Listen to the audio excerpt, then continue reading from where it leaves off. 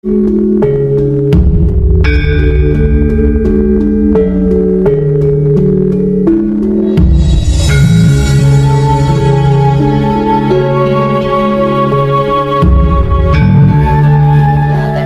yang sifatnya dibangun dari potensi yang ada di dalam diri, yaitu sifatnya internal.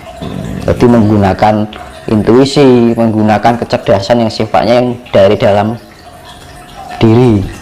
Mbak, kaya wong Jawa ini ki, Mas. Makanya wong Jawa iki turunannya wong Lemuria.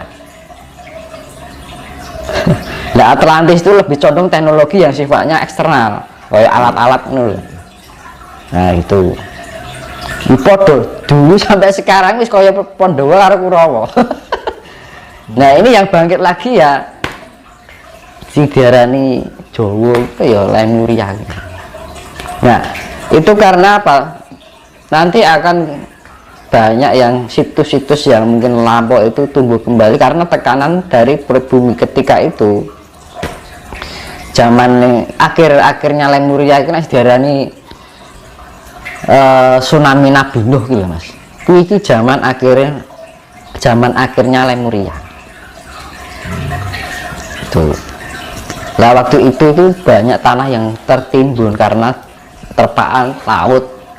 Akhirnya yang situs-situs yang dulunya yang didirikan oleh Lemuria itu tertimbun karena terpaan air laut yang sangat luar biasa. Nah, besok ini nanti karena tekanan magma yang dipengaruhi oleh ring of fire ya, atau cincin Pasifik itu, ada penekanan suhu atau magma dari dalam perut bumi ya, akhirnya benda-benda yang tak tampak menjadi tampak.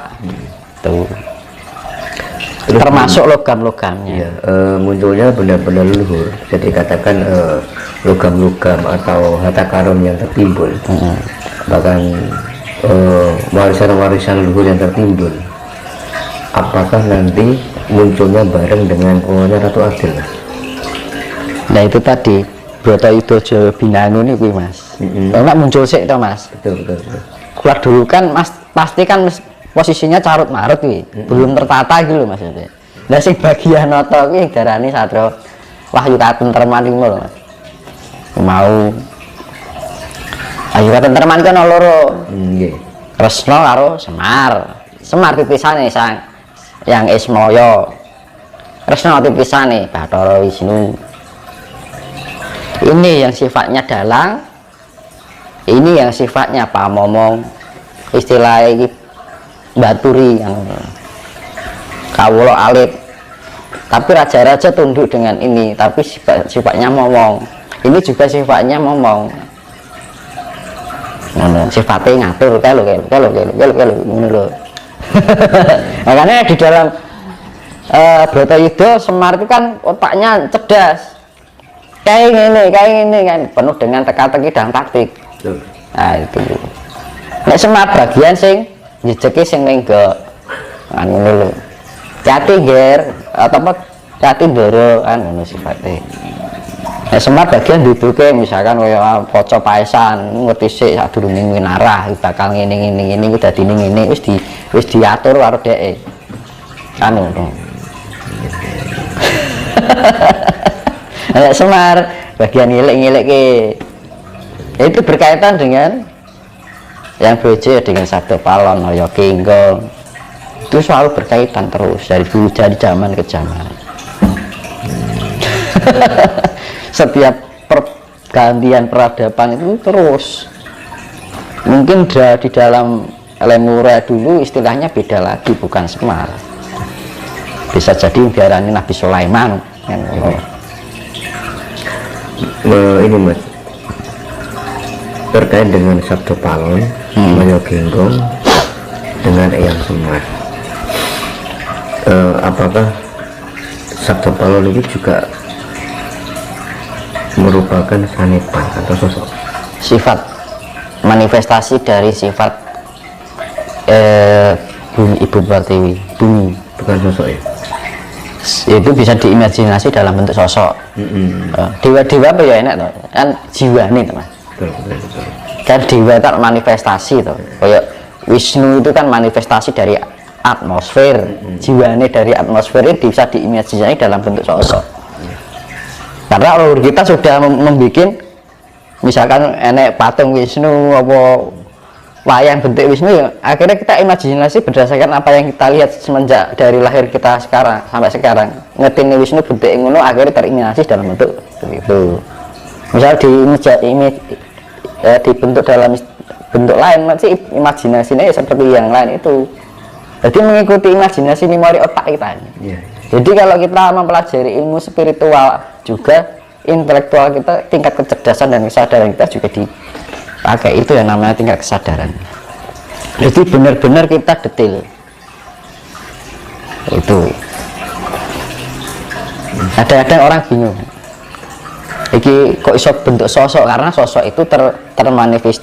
Kita mendapat informasi jiwane, misalnya jiwane atmosfer iklak Wisnu, kita seakan-akan komunikasi, iya. Karena kita sudah ada gambaran sejak kecil, misalnya lihat patung Wisnu bentuk ya terimajinasi dalam pikiran otak kita. Nah, ya kita menggambarkan, kita padahal ngobrolnya karo atmosfer. Loh, alam itu bisa diajak ngobrol. Tapi biar kita komunikasinya lebih mudah, kita harus diwujudkan dalam sebuah imajinasi yang kita tahu berdasarkan sejarah. Tapi kita melihatnya tidak sosoknya itu, tapi jiwanya. Tapi zaman sekarang orang lihatnya sosoknya, tapi bukan kandungan unsur yang ada di dalam sosok itu. Ini mau saiki nol nyawangi sosok. Nah akhirnya ranyo kok nek sing disawang kuwi pikirane dhewe. Ya iki lho. Halusinasinya dhewe. Memang dari kedua tokoh itu, antara Eyang Semar sama Sabto Palon, itu kan banyak, bahkan saya sendiri lah, itu kan merupakan sosok kan. Bahkan sampai banyak orang sampai sekarang tuh menganggapnya dua tokoh ini kan sosok. Buktinya ada perjanjian Sabto Palon sama Sesubakir, ya kan. Berarti kan kita mengenai kan sosok kan Sabto Palon. Terus seperti di Gunung Tidar kan ada sebuah katanya kan pakunya tanah Jawa kan di Gunung Tidar. Nah itu bukti bahwa bertemunya Eyang Semar sama Sesubakir sehingga dibuatkan sebuah monumen. Nah makanya jadi sampai sekarang cuman yang cerita ngono ki sapa sumbernya ada ora arep ya. Iya kan. Jadi makanya saya pengen Mas Bagus meluruskan lah biar kita ini makanya kan enggak salah paham. Ayolah negeri kita Lemuria ini biar tidak terbelenggu oleh kebodohan seperti itu kan. Ya toh. Jadi wong Jawa kadang-kadang ini loh, modal percaya ning ora ngerti kasunyatane. Betul. Lah kuwi. Modalnya mung percaya. Neng orang ngerti sejati nih kan gitu loh. Nah, alam itu bisa kita ajak komunikasi. Ya, misalnya saya nih, ya kan? Iya. Aku komunikasi dengan manifestasi yang wujudnya semar, yang sifatnya kesemaran. Semarisme. Ya kan? Nah, dari sosok semar ini saya wujudkan, saya imajinasikan, saya berkomunikasi alam dengan alam, saya wujudkan dengan imajinasi saya gitu, biar komunikasinya lebih mudah gitu kan. Ya, saya mendapatkan gambaran, ya kan, oh ini alam ini keadaan yang terjadi sekarang ini begini, ya kan. Ini saya berdiri saya mempunyai pandangan ke depan itu nanti 500 tahun mendatang itu akan terjadi ini. Terus akhirnya tak catat mas. Iya. Nah, akhirnya turun temurun. Ngomong Eyang Sabto Palon. Siapa itu mas? Aku gak iso ngono iso. Akhirnya sastra kan ngono. Berarti ngono iki mas. Gampangane gitu sebenarnya. Jadi kita diberikan otak ya. Kita mau jangan asal percaya gitu. Aku pun juga misalkan ada pemahaman gitu, ya cek tak goleki. Misalnya contoh gini, saya coba ini ya. Di dalam diri kita tuh ada unsur listrik kan. Saya melakukan eksperimen, misalnya ini akuarium ada ground, jadi aliran listrik yang kecil gitu loh. Kayak komputer kayak single sigon akrem kan, nah itu kan. Itu saya coba ya, tak sobek sedikit ini ya. Ya satunya utuh, kan? Nah ketika kita yang apa yang utuh ini yang nggak sobek ini dimasukkan di ground itu, strumnya memang singkring gitu, sedikit kayak geringin. Tapi ketika yang disobekin disentuh dimasukkan ke air yang ada groundnya listrik langsung jedet, karena tidak dilindungi oleh kulit, langsung menyentuh darah. Nah, darah kita mengandung unsur elektrika yang diarani nyawa. Nah, itulah salah satu contoh bahwa kita tidak hanya mudah percaya roh nyawa nah, kita diberikan otak untuk menganalisa, meneliti dan melakukan eksperimen. Akhirnya kita menemui sebuah hasil dan kesimpulan itu tadi, ya tak? Iya. Nah sebenarnya itu tinggal gambarannya seperti itu. Nah wong zaman saiki modelnya mempercaya lagi dikira nyawa wes, tapi tidak dipahami nyawa kita apa to jane, roh ki apa to jane kan. Nah kesenanganku apa ya terus tak pikir gini kan, sing tak rasake iki apa ya. Nah kadang-kadang orang itu tidak mencari. Nah itu. Nah ketika kita bisa menganalisa apa yang kita pikirkan, mengenal ibaratnya input, proses, output, ya kan? Kita mendapat informasi, kita proses, akhirnya kita bisa menerapkan output kan, ngono toh.